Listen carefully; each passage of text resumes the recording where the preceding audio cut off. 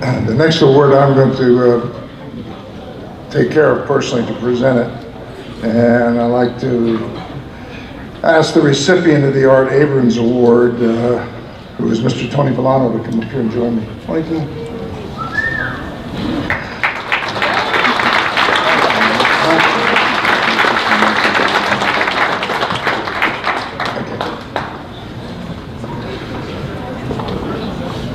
Come on, don't be shy.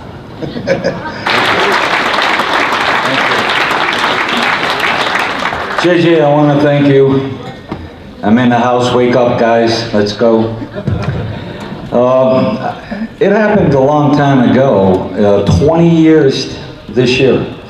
It's hard to believe that it made 20 years. I didn't think I was going to make one.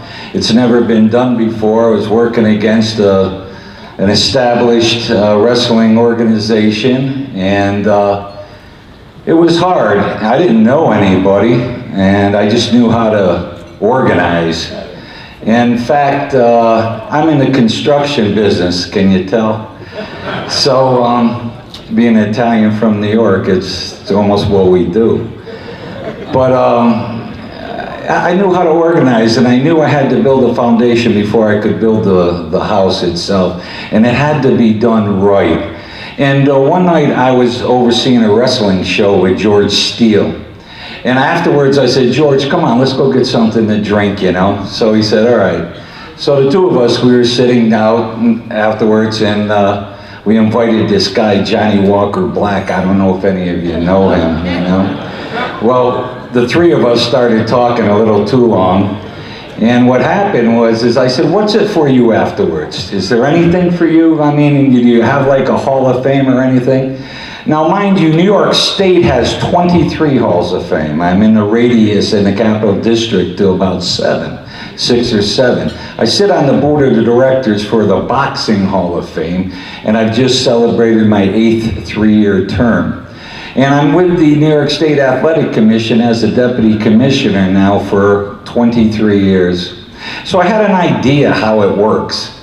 And I knew some politicians in there that would be able to help me, fund me, stuff like that. In fact, my wife Holly over there, she's a politician as well. And I said, Jim, you know, his name is Jim Myers, I don't know if you knew that. But I said, Jim, I says, if I start a Hall of Fame, I said, or if I get a charter for a Hall of Fame, would you help me? I said, you know, I think I know how to do this. I said, but I don't, the wrestlers don't know who I am, but they know who you are.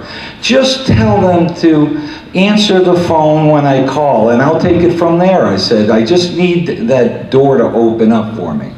So he said, okay. Now, I know as the night went on, we were blowing smoke up each other's you-know-what, and it just got worse and worse, but I took it to heart, and I told him, I said, I'm gonna try. And that was in September. I went home the next day, I wrote the letter, I got a charter from the New York State Board of Regents, and to start a Hall of Fame. So I called him up, and I says, Jim, I said, guess what I got in the mail today? He goes, what? I said, I got a charter. I got a charter to start a Hall of Fame. He goes, what Hall of Fame? I said, don't play that game. I said, don't start that crap on me. I did it already. I said, you're gonna have to go out there and push for me. And so he goes, I don't know if you guys knew him, but he was pretty gruff, you know. He kept going, okay, whatever, you know. And he did. He was true to his word that he really did do it. And he went out, and people answered the phone, and I kind of worked on it from there. We did some fundraising. You know, I had to get a board together. I had to put a logo together. I had to write you know, the rules and regs of how everything else would go. And I'll be honest with you, I'm glad those 6 or 7 Halls of Fame were near me, because I stole a little from each one of their charter. And so we put together a charter. We had a dinner in 2001 that kind of, you know, kicked it off to see if it would work. And that dinner, I was promised everything. I was promised a building, $250,000, all this other stuff. But as you know, none of that came true. I had to end up just doing it, you know, working hard and just doing it. But it happened, and it did work, and I was really happy for that, because the hardest thing was to make it legitimate. You had to start at the beginning, and the beginning was the 1800s, and I don't think a lot of you guys know that. Didn't start in 1980. You know, we were displaying stuff from the 1880s at that time. So what do? There is no Hall of Fame for Ed Strangler Lewis, you know. There is no Hall of Fame for George Hackenschmidt, Jim Londos, Keith Cutler, all those guys that deserve to be known and honored and remembered. And the people that wrestle today, it's because of them. They're the ones that put it down for you. It just didn't start like, you know, I love the WWE, don't get me wrong, but it didn't start with the WWE. It started long ago, before that. And we had to go and stretch it out. You know, we had to find out who the hell these people are. I had to ask these different historians that I was taking their word for it. You know, I'm here working hard to create something. I'm hoping that they're saying what they're telling me is all true and stuff. And we had that trust each other, and it was a blue collar type of thing, starting it for the fans to honor the wrestlers that came before TV. And so it was tough, especially the first one, because no one came. They were all dead, just about. But you had to go out there and you had to start there, because if you wanted to make it legitimate and you wanted to make sure that people believed in what you were doing, you had to start it from the ones that created it. So I went out there and I honored those people, and they're the ones that should be honored today. They shouldn't be forgotten. One story before I leave.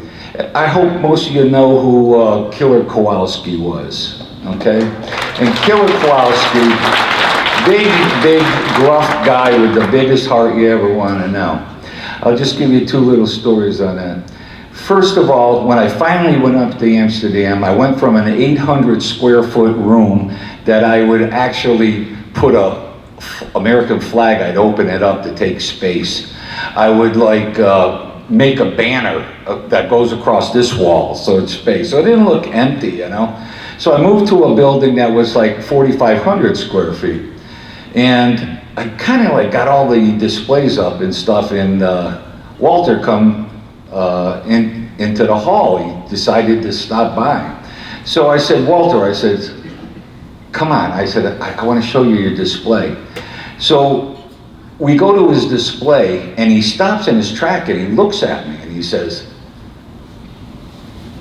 just turned around and he said, you know, Tony, no, he goes, you know, Tony, he goes, I filled Madison Square Garden so many times, he goes, I can't tell you how many times I did it. I walk by Madison Square Garden now and no one knows who I am. He said, this will make sure, he says, that people in the future will remember who Walter Kowalski is. He turned around to me, and this is choking me up now. He turned around to me, he hugged me, he started crying. I didn't know what to do. This guy's huge. And he's like hugging me and stuff and crying. So what the hell did I do? I started crying with him, you know? I didn't know what to do. So, I mean, the hall is something like that because these people appreciate it. They put their heart and soul out in it. Fulvio over there trying to show you what to do with the 350-day movie. I mean, it was great. Now, I'm gonna go because when I ran the show, I always asked the speakers to do the 5 B's of speaking. Be brief, brother, be brief. So I got one other one. I went up to Kowalski. I was very close to him. He was a very good guy. And I got a phone call one time. I answered the phone. He goes, Tony. I go, what? He goes, I gotta tell you something, he goes. Now, I don't know if you guys know Walter. He was a conformed bachelor. He didn't want to get married. And I celebrated his 80th birthday at the hall and stuff like that, but he just never got married. So he goes, I gotta tell you something. I said, what? And he goes, I got married.